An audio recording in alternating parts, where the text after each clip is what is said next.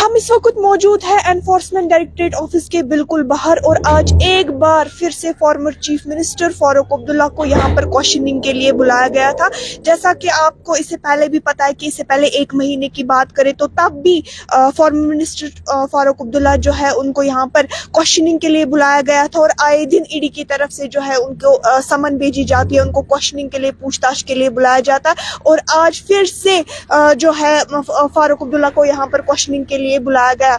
आपको बता दें कि दरअसल ये मामला जो है ये cricket JK Jammu and Kashmir cricket association का मामला है। जब यहाँ पर फंडिंग हुई थी और 114 करोड़ की फंडिंग यहाँ पर हुई थी, जिसमें बताया जा रहा था कि लगभग 44 करोड़ का घोटाला हुआ था। और इस मामले में अगर हम ईडी की बात करें तो 2022 में उन्होंने चार्जशीट ऑलरेडी जो है फारूक अब्दुल्ला चार्जशीट जो है वो यहाँ पर जारी किया था। उसके बाद फारूक अब्दुल्ला को आए दिन यहाँ पर क्वेश्चनिंग के लिए बुलाया गया था, जैसे कि पिछले महीने भी उनको यहाँ पर क्वेश्चनिंग के लिए बुलाया गया था। और तब सोर्सेज के मुताबिक ये बताया जा रहा था कि उनकी तबीयत नासाज है और तब भी उन्होंने ईडी के सवालों का कोई जवाब नहीं दिया। और आज भी सोर्सेज के मुताबिक जो है ये बताया जा रहा है कि आज भी वो यहाँ नहीं आ पाएंगे, चूंकि वो आउट ऑफ टाउन है और ट्यूसडे से पहले वो यहाँ नहीं आ पाएंगे।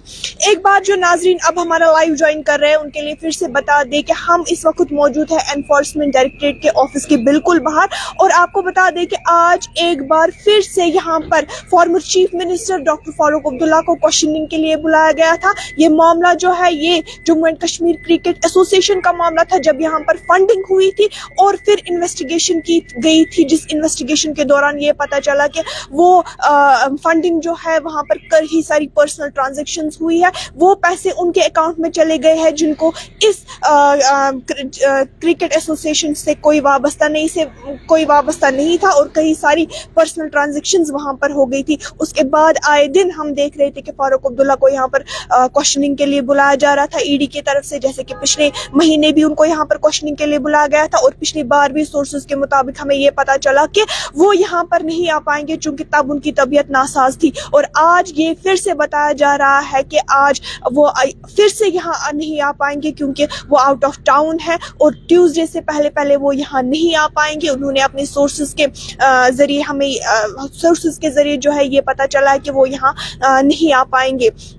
फिलहाल जो है खबर इतनी है कि आज भी फारूक अब्दुल्ला यहाँ पर शायद ईडी के सवालों का जवाब नहीं दे पाएंगे। और आए दिन हम देखते हैं कि ईडी की तरफ से उनको समन भेजी जाती है, उनको पूछताछ के लिए बुलाया जाता है, लेकिन आज की बात करें तो आज भी शायद वो यहाँ पर ईडी के सवालों का जवाब नहीं दे पाएंगे।